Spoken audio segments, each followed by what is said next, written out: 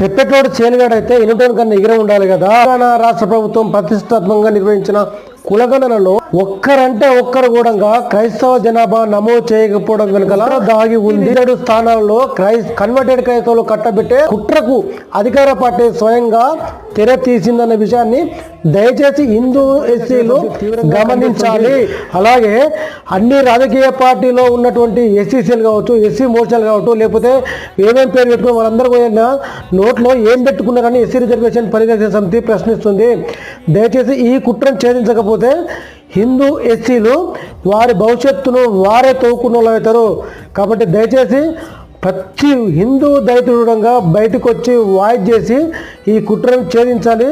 తెలంగాణ రాష్ట్ర ప్రభుత్వం చేసినటువంటి ఈ కుట్రను ప్రతి ఒక్కరూ ఛేదించాల్సిన అవసరం ఉంది. లేకపోతే భవిష్యత్ తరాలకు మనమే గోతి తీసి పాతిపెట్టిన సరైన విధంగా ఎస్సీ కులగణన